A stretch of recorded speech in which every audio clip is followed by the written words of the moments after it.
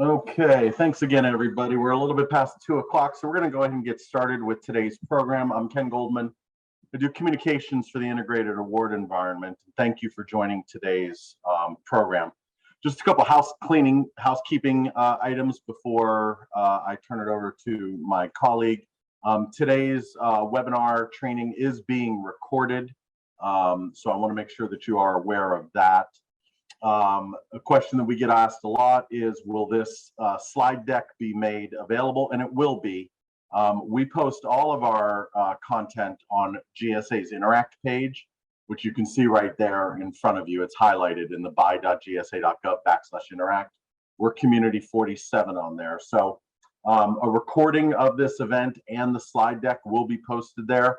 It usually takes us 2 or 3 days to get it up there, so it won't be there tomorrow, but give us a few days and we'll get it posted up there for you. So you'll be able to have a copy of everything that we talk about today. Today's program is, as I'm sure you are aware, specifically meant for state and local government users who are registering or trying to renew or trying to register in SAM. We're going to walk you through the entire process, and we're going to certainly cover the best practices and good steps to get validated in SAM so that you can move forward and do whatever business you need to conduct with the federal government. One thing I do want to point out is this program, this webinar, we are not the help desk. So we are not going to be able to address individual questions about an open ticket or certain specific issue that you are having with your registration at this moment. This is really more of an overall, how do you register? How do you get through validation, and what are the best and easiest ways to get through that process? So with that in mind, we do have a question and answer chat log. If you look at the bottom of the Zoom screen, you'll see it's right next to the participants list. It says Q&A. And if you type in questions there, again, kind of generic questions, not about your specific issue, but if you type in questions that you have as we go through this program, we have a pretty dense program today, so I don't know that we'll be able to get to a lot of Q&A at the end. We'll try if we have some time, but if not, we may answer those questions also on Interact. So the answers to your questions, a recording of the program, and the slide deck itself will all be on an Interact blog post for you in a couple of days. So with that in mind, I am going to turn it over to my colleague, Salome Gorbani. She is an expert on SAM and registration, and she's going to walk us through how state and local governments can register and get through the validation process. So Salome, go ahead and take it away. Thank you, Ken. Good afternoon, everyone. My name is Salome Gorbani, and I am a lead program manager here at GSA. And I work with Ken and a great team of really, really talented people. And what we want to do today is kind of walk through, if you look at the agenda, we just are going to go through some of the nuances that really apply specifically to state and local entities that are trying to register in SAM for financial assistance registration. Alexis, you can advance the slide. There we go. We want to make sure that, in particular, the state and local government entities have the information they need, the public sector entities have what they need in order to succeed and get through the validation. We know that's where a lot of people do tend to get hung up. A lot of the processes are the same across the board, no matter what your entity type is. But for the purposes and the context of this discussion, it's going to be focusing with financial assistance for these public sector entities. Next slide. Thank you. If you take a step back to the 10,000-foot view, entity registration has certain steps that have to happen, and they have to happen in order. It's a very sequential process. First, you've got to be able to sign into SAM. Once you have signed in, you need to be able to get into the entity and make sure you've got the right roles if if that applies to that use case. You'll need to get the entity validated and get the UEI, and so on and so forth, all the way through your SAM registration submission, IRS and cage verification, and then you go active and you don't have to worry about it again for another year. What we're going to be talking about today are, I'm sorry, can you go back one, Alexis? That was me. We are focusing today on steps 3 through 7, which is the validation, getting the UEI, getting the registration started, completed, and submitted. That is the focus of the discussion today, and you can advance now. And what we have done is we've taken those 5 steps that we just described and actually made them, broken it down to more granular detail. We're going to take a look over the next slide, several slides. We are going to walk through each of these steps, each of these milestones in the process. And we will be, providing you information and, kind of tips to get through each step to make sure that you get through the first time. That is our goal. So the first step is signing in. And for those of you who have not signed into SAM.gov before, if you have a login.gov account, you can put that information into the sign-in screen. So when you click sign in on SAM, the window that you see here on the right that pops up, it's asking for login information. If you have the login.gov account, you can put your information there and hit sign in and it will proceed. If not, go ahead and select create an account and it will create the login.gov account for you and then tie that into SAM, and that will get you into SAM from that point forward. When you log into SAM, you are taken to an area that we call the workspace. And in this workspace, it's going to have what we call a widget. So if you see the screen on the picture on the left, it says entities, and it will have entities there. And these are entities that recognize you. So that means that you have a role with that entity.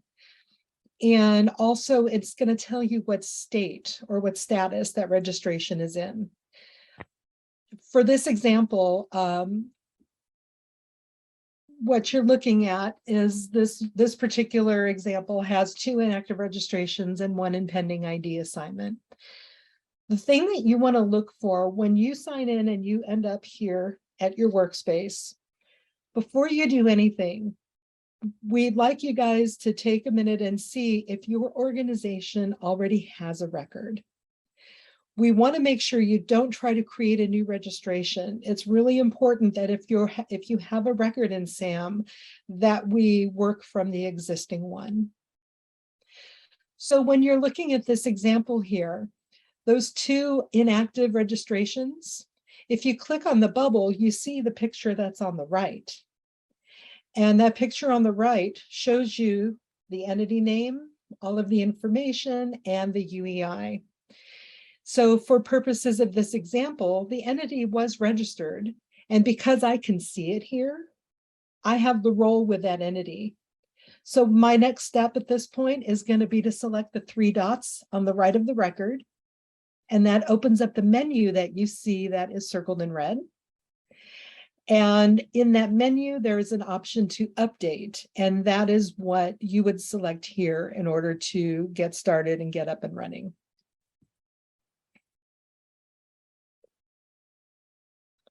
In the event that you do not see your entity in your workspace, then the next step is going to be to take a step back and see if you can find the entity using the public search.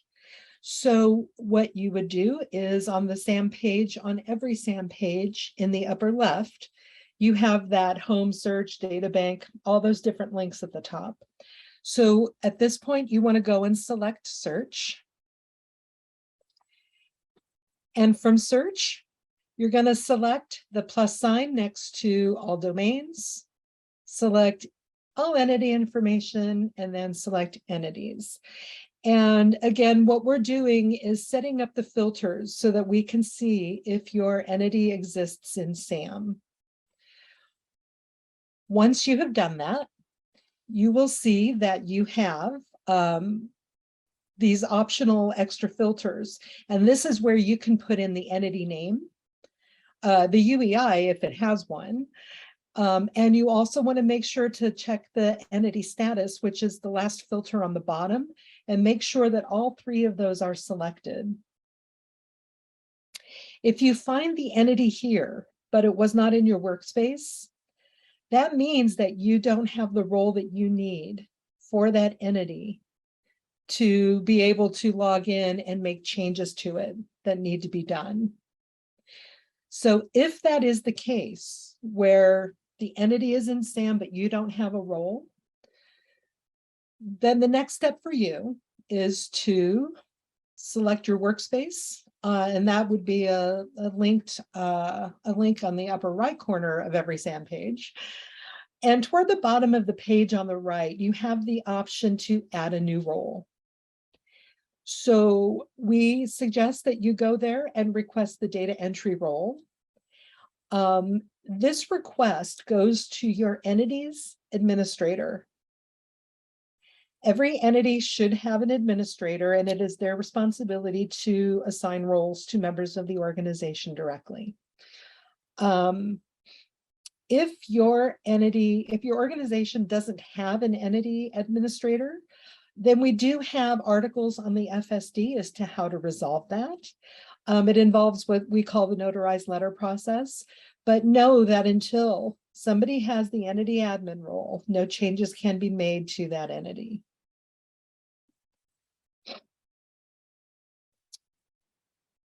Now, taking a step back, if the entity that you are trying to update did not exist in your workspace and also did not exist in the public search, basically never been in SAM before, you're starting from scratch, your step is going to be to click on the Get Started button, which is at the bottom of your entity widget.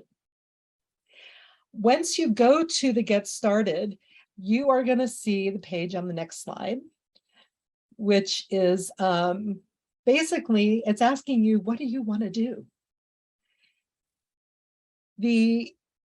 What we want is to know what you are trying to do on this page. So your options are to just get a UEI, which some people do. Usually for subawardees, they need to just have a UEI without a registration. They can do that and they're welcome to. The other two options are you're actually going to be doing some type of registration in SAM.gov after the validation. And what you are going to do is you're either going to register for financial assistance awards only, or you are going to select the option to register for all awards. If you are going to choose any of these top two options, we strongly recommend you click download on the what do I need to do for registration. We have a guide that actually takes you through step by step and for each page and each question in the SAM registration. And it will really help you in terms of knowing what information you need to have in advance and making sure it's like a checklist that you can go through as you're doing the registration. So strongly suggest that. For the purposes of this example, we are going to be selecting register for financial assistance awards only. And the next screen that's going to come up is asking if we are a government entity. So again, for the purposes of this discussion, we are. If you are registering as a government entity, there are 4 types you can choose from. There's state government, local government, tribal, and then foreign. The definition for each is under the labels and the buttons. And if you're not sure if you're actually registering a government entity, then you should check with your local government authorities to confirm it. Entities that are private companies with a public mission generally do not qualify to come in as a government entity. So for this example, we are selecting US local government. The next page that comes up is just kind of a summarization that you've selected local government and financial assistance awards. And we give you the opportunity again to download the guide in case you hadn't done so already. Wanted to give you guys another chance to get the info that's needed. And then from there, the next step takes you into the beginning of the validation. I'm sure many of you who have been in SAM have seen this screen. So this basically marks the beginning of the validation process. And what you are entering here is the information that you want to see in SAM. So that's the legal business name, the DBA if it exists in your documentation, and the physical address. What you enter here must match what's on the documentation that you are going to be providing us for this validation.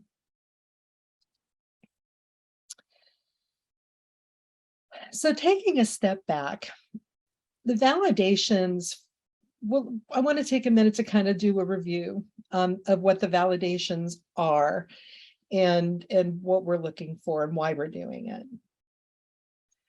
So any entity that is starting a new registration, doing a renewal, or coming in for the first time or getting a UEI, validation has to be done. This process verifies that your entity is what you say it is.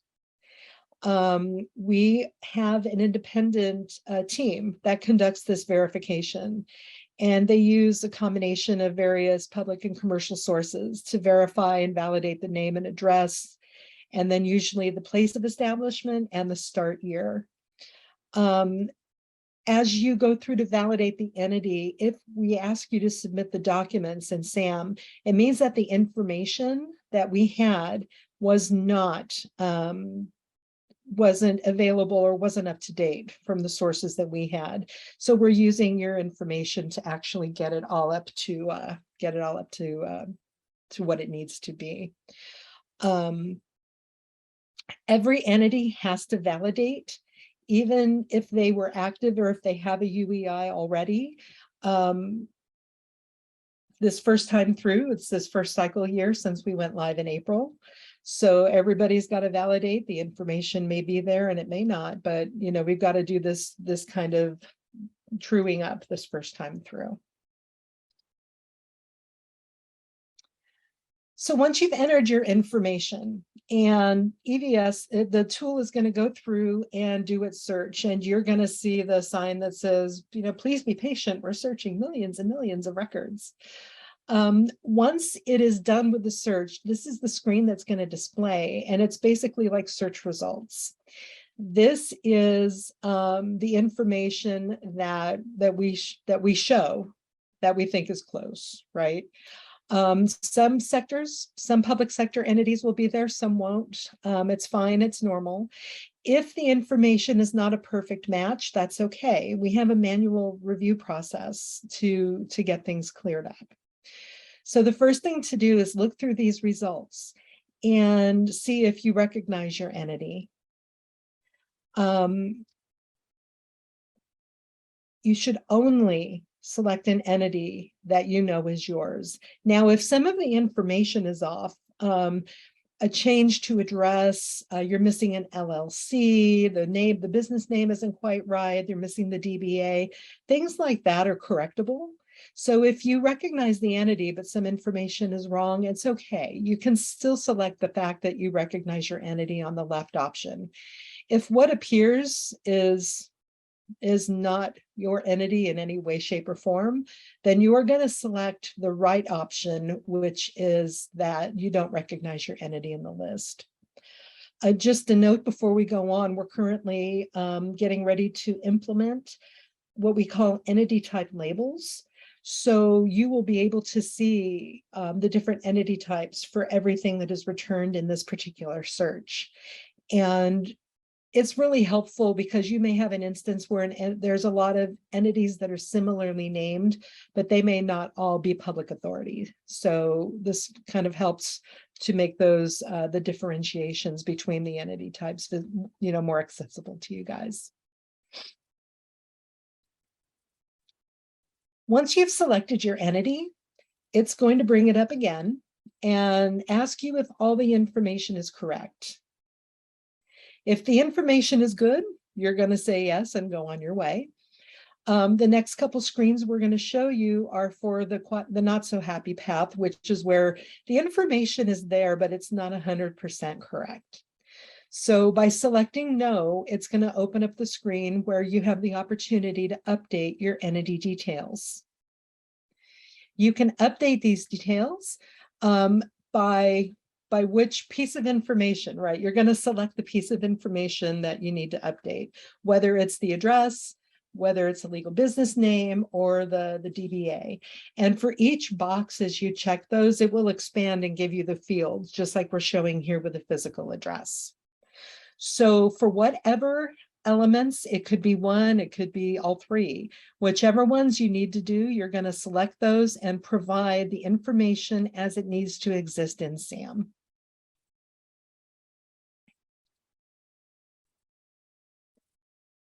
The next screen that's going to come up is ask you for incorporation information. And again, being in the public sector, you are not incorporated. We understand that, and you don't have to be an incorporated entity. What we're really looking for here is when did you start? When was your establishment date? Was there a piece of legislation that made you exist? And if so, what year was that? And also what state did that take place in? It's part of the validation criteria that distinguishes you from other entities. But it doesn't have to be specifically tied to an incorporation action. It can be for the start year, just whenever your entity was established, that is fine. But I know a lot of people kind of get hung up on the incorporation bit, and it's, you don't need to worry about that in the public sector. You just need to provide whenever you started. So the next screen that's going to come up here, it's giving you a playback basically in that green box of you are documenting. This is showing the information as you want it to appear. So this is where if it's not right here, you can hit the previous button and go back and make other corrections. But what we need you to do now is provide the documentation that's going to support the changes that you are asking us to make. Anytime you've gone through the validation and you've gotten to this screen, it's because something that you provided to us didn't match. It could be the date of incorporation. It could be, the address was wrong. It could be the legal business name, because everything has to match. So what you are going to be asked to do is attach the documents and provide additional details for your specific case. For the documentation, I know this is another thing that has been kind of problematic for the state and local entities. We provide little snapshots of most accepted and most common documents that folks give us. The actual list of what we can accept is quite extensive. And there are links to those two FSD articles in terms of what documents we can accept. Remember that this is a manual validation. So the more information you can provide to the person who's going to be the agent who's going to be reviewing this, the better. We have a URL here on this page. It's at the bottom, that go.usa.gov. It's kind of one of those shortened URLs for FSD, but that is a very, very long list of everything that we can accept. I also want to point out that if you don't think you have the right kind of documentation, you look at our list and nothing just really strikes true with you. You do have the option to, in the in the comment section to tell your story. So you want to put in there, you know, I am a library, I don't have a charter, and just what your situation is. And our agents will reach out to you and will work with you to get something that we can use to get this validation through the system.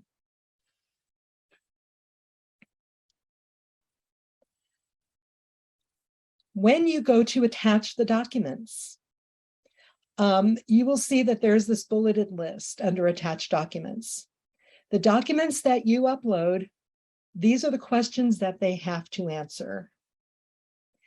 So when you add the document, you are going to actually select which of these criteria are being met. We have to have legal business name and physical address in one document. If you are validating your start year, it has to have the start year and the legal business name in that document. And the same thing applies to DBA if that's what you're making an update for. So as you add the documents, you'll have the opportunity to say, to check a box. And I think it's on the next slide, I can show you. So when you click the add, when you select the add document button, this window opens. The select a document type is a dropdown, and you're basically giving us a general category of what type of document it is. And then those three bullets that you'd seen before turn into checkboxes. And that checkbox is what you are telling us that this document answers. And what you're doing is basically kind of greasing the skids for the agent who's going to be looking at it. So if the agent's looking at your record and he's like, okay, I need to see what the legal name and the address are in one document, this is the one that they're going to go to first. You know, we want to make it as easy as possible for them to get what they need so that we can get you approved and validated and onto your SAM registration.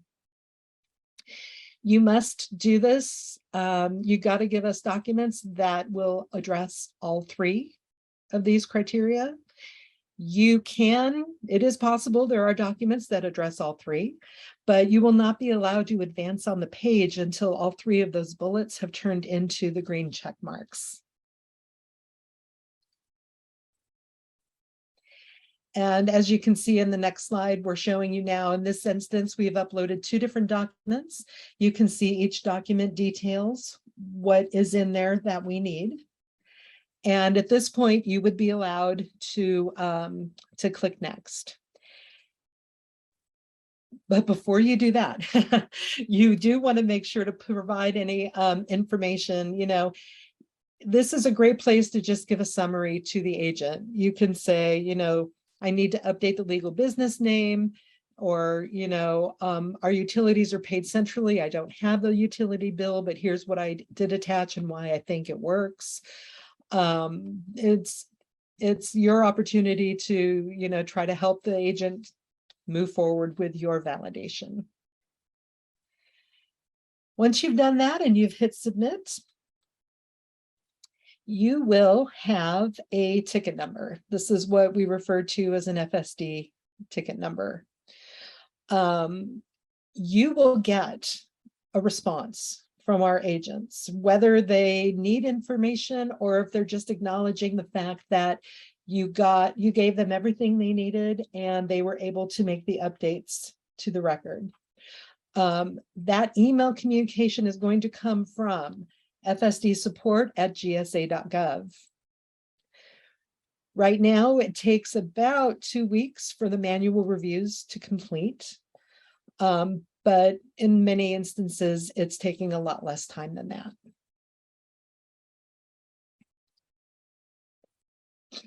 This is an example of an email that you may receive. You'll notice that they're saying that they got the documentation, but the document that you uploaded did not, in this case, provide the legal business name and the physical address that you entered in SAM. Remember, everything has to match what you're looking for in SAM and what the documentation that you're giving us to prove that. So this is an example of an agent reaching back out to the user. You have 5 business days to respond. If you don't respond, the ticket will close. When you get these slides, the respond to message It is a link that will take you to how do I access my messages or respond to these messages within SAM, but you should be able to do it through email. If you need more time to gather the right documentation, that's fine. You just need to respond to the message and let the agent know that you need more time. And that way they can stop the countdown clock, and they'll know to check back with you to see, if they don't hear back from you, they will check back with you to see what's going on. But as you can see from the details in the email, they do provide step-by-step instructions of what your next steps need to be.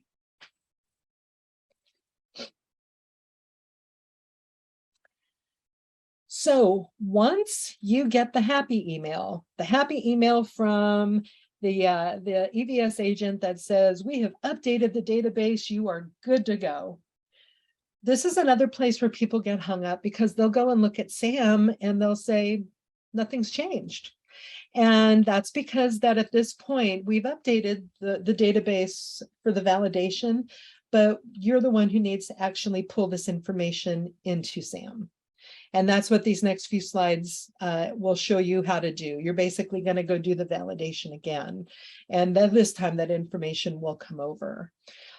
So once you've gotten the happy email, you are going to log back into SAM and go to your entities widget again. One thing to note is that your specific next steps are going to depend on what status your entity is in. So we suggest that you click the blue entities link, because that will list out all of your entities and all of the statuses and all of that fun stuff. If your entity record is in pending ID assignment, which is that yellow one, you are going to come back to the Get Started button, just like you did last time, and you're going to go through all of the same steps. What's going to happen this time, though, is that after we do the search, you can see where we're doing the search for millions of records. This time, when the search results come back, you should have an exact match for the entity, for the name and the physical address. It should be exactly as you asked for us to do it for you. If your entity is in the ID assigned status, then your entity record on the right side will have those 3 vertical dots. And when you click on that, when you select that, it's going to give you this pop-up menu. And at this point, you want to select the option that says Validate Entity. And again, once you go through those next few steps in the workflow, it will come back with an exact match. And this time you'll get to say, yes, this is a perfect match. Once you have gone through and said that it's a perfect match and moved on, you are going to see this screen where you are now through the validation and you want to get your UEI. So you have the option here to opt out of the public search. I tend to think of the public search kind of like the SAM.gov version of the Yellow Pages.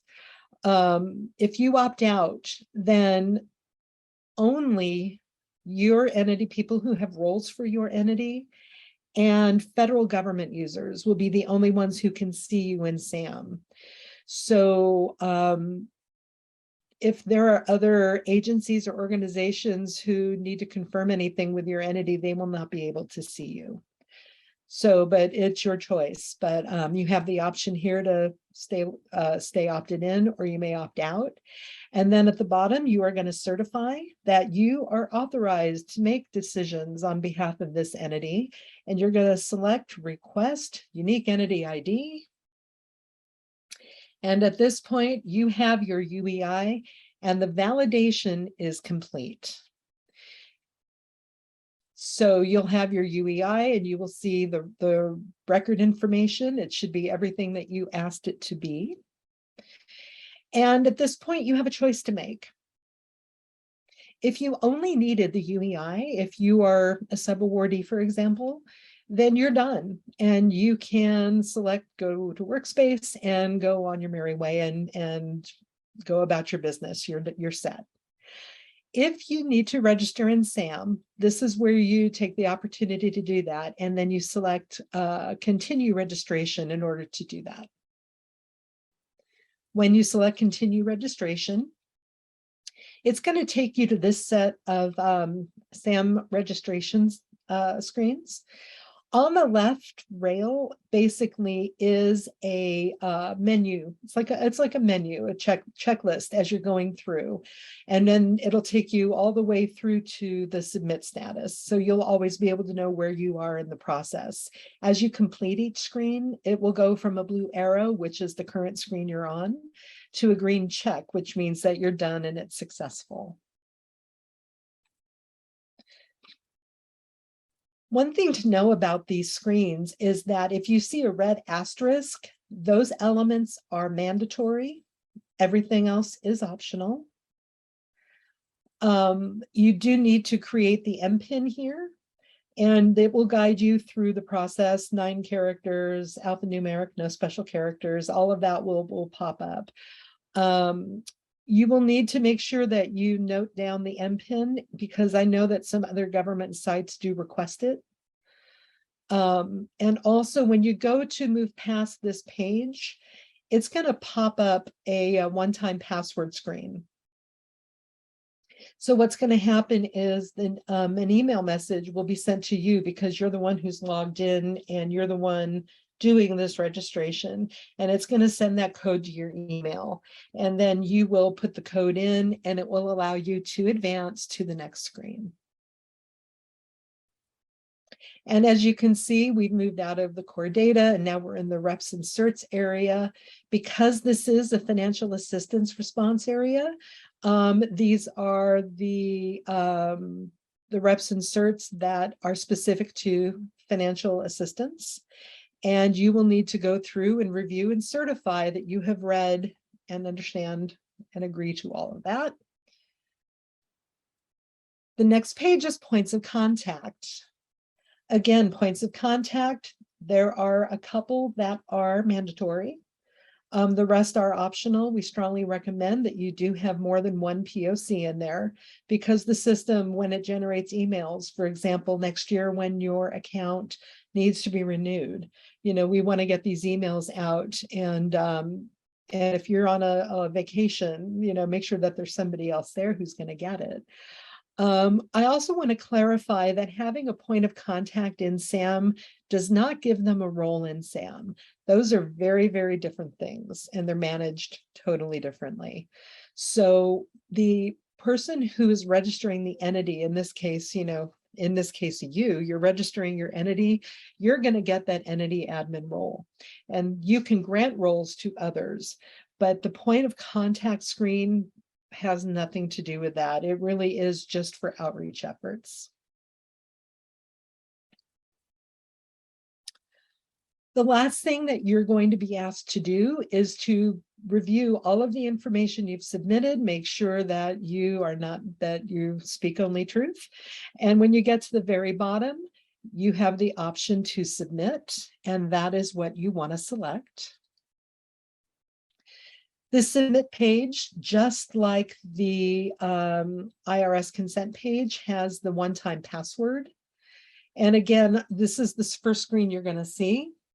When you see it, you're going to select send password. This pop-up box will change to a box where you can enter that password, and then it will allow you to continue when you pull that email out of your, when you pull the password out of your email.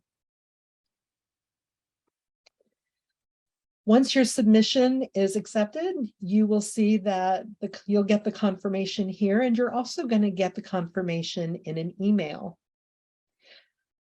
Once it's submitted, it is going to go through some external validations, and depending on whether you go through IRS and Cage or just IRS, that's going to determine how many days it takes. The worst case scenario is about 10 business days for the registrations to be reviewed by the external groups, and then for your entity to become active. And as you can see here, these are the final steps in the more granular layout, where you can see that, we go through all these different checks. You will receive emails at each step. When you pass the IRS, you'll get an email from us saying that you passed IRS. Same thing with Cage. If there is a problem at Cage, you will get an email from the Defense Logistics Agency, that's DLA.mil. And you need to reach back out to them and discuss with them and provide them any documentation they ask for in the case that their information doesn't match what we're sending them. Once you've worked with them to resolve it, they will give us the green light and your registration will be activated. These next couple slides are basically the main areas where you can go for help throughout these processes. On the upper left of every SAM page, where you go to home search, data bank, etc., there is an option for help. And that brings you to this help page. And this page has basically, you know, the trending topics for the knowledge articles. You know, what's new, it'll take you to the release notes where you can see some of the more recent changes we've implemented. And it also has links to where you can search our knowledge articles or also open an incident with the FSD itself. Just a note that the only way that we are taking entity validation help tickets is through the process I just went through with you. The FSD, if you go to them directly, they cannot do those. They can't do a ticket for you that way. And that's because the documents you're sending us that we need have PII in them. So we have to be very careful about how we are consuming the information from you and how we're managing it. So, you know, please make sure that if you need a ticket for the entity validation, you are creating it through SAM. And the final slide here is on the FSD's main page. We have got areas that have pulled together a bunch of our knowledge articles specific, you know, by topic. So validation is a huge one. Getting started with registrations, another very popular one. And I want to call out the one that says become an entity administrator. As I mentioned before, that notarized letter process, if you don't have an entity administrator for your entity, this is where you need to go to get that taken care of so that you can move on with your validation and your registration. I think the next slide is just another link to our Interact feed. And with that, I will turn it back over to Ken. Okay, thanks, Salome. I appreciate it. So again, just a couple reminders. I know we've answered it a couple times, but today's recording of this event, the slide deck itself, and potentially some written answers to some of your questions will be posted right there, what you're looking at our Interact space, which is our blog platform. It'll probably be up either by the end of this week or very early next week. So give us a couple days to get everything posted up there, and you'll be able to share this, review it, go through it yourself, etc. So before we close down, we are going to launch a poll right now that you're seeing on your screen. If you're able to take the time and answer these poll questions, that can help us create the next programs that we host for everybody. So we do have a few minutes left. We received a ton of questions in the Q&A. Some of them were similar. We're trying right now behind the scenes to kind of group them together or whatever. So I think what we're going to do is we're going to turn it over to my boss, Nancy. I think is going to help us select a couple of questions that we have time to answer. And then anything else we will get to you in writing. So Nancy, how do you want to? Yeah, I think if we could go back to the slide, Salome, around the documentation and maybe do another review. We had a lot of questions about documentation, particularly for those entities that are struggling to come up with the standard documentation due to the fact that they are a public entity. So if we want to just walk through that list again and make sure everybody clear, and understands what the process would be if you are in that particular situation. So the most common documents we get, as we mentioned, are the bank statements and utility bills. Those are easy. We get them every month. There's always one lying around. Again, though, that may not answer the mail when it comes to some state and local entities. So other things that you can provide include something that a lot of folks do, which is great, is if you have an official government website for the state or local area that has the entity information on it. You know, you can send us a screenshot of that and send us the URL so that we can, you know, validate that. Any state law related to the formation of your entity, municipal codes, a government declaration that bore you into existence, you know, just anything defining like that. Alexis, can you open a tab for that link to show folks? The link at the bottom of the page. Yeah. We need to open a new tab. Sorry, put you on the spot there. If you go, Virginia's going to try to pull up this link here.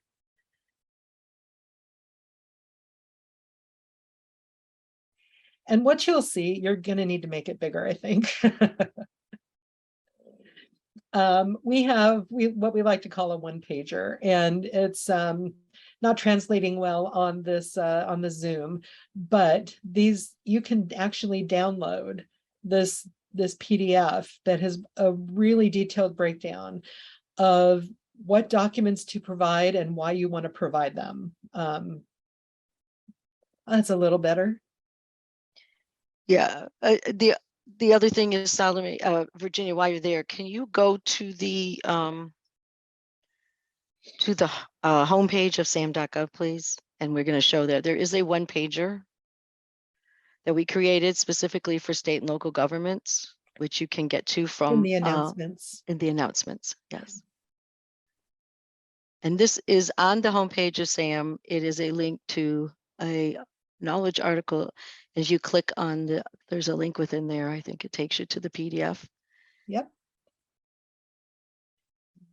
And we created this specifically. Yeah, so this is a guide for state and local governments. And if you look on the right-hand side of that document there, it is a listing of sort of kind of alternate or specific to state and local entities of some documentation that we would be willing to accept. And that's in the same thing that's in the slide deck, I believe. But if you want a quick reference while you're doing the process, there's also in this document several links to knowledge articles that might be helpful as you're going through the registration process itself and trying to make some decisions of what you need to do and how to be prepared. So I think if that's posted right on the homepage, or we have it, you can always search for state and local in the FSD search engine, and it will bring up that knowledge article. So hopefully that will help you all as you're going through the process. The other question, Salome, this will be the last one, is a lot of folks were curious about how to become an entity administrator. And if you could go, Virginia, to the FSD.gov homepage.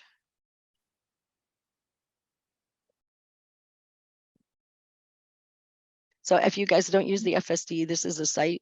There's a searchable thing right here. If you have keywords you can search by, but we also have a section here, if you scroll down, and there's a link here that says how to become an entity administrator.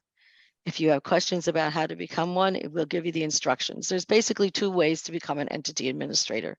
That one is to be assigned a role. If there's another entity administrator in your organization, they can simply go in and find you. You have to have an account. So you have to at least go in and do login and create a SAM.gov account. They can add you, give you a role. If there is no administrator in your organization because they've left or you don't know who that person is, You can send us a notarized letter. That would be an electronic version of a notarized letter that you would send to our FSD, and the instructions are here in this particular article, and it will tell you exactly what steps you need to take. Needs to be signed by someone in your organization, certifying that you are the person that's going to be appointed the administrator. So of course, it's always easiest for just to go in and assign someone a role as the entity administrator. We strongly recommend that every organization have at least 2 people as entity administrators, so that you can manage your account, and if one person leaves, the other person can then assign roles to someone new to take their place. Otherwise, you have to go through the notarized letter process. So those were the main questions we had, I think, as far as large numbers, unless anyone else has a question that they would like to bring up. Alexis or Meg.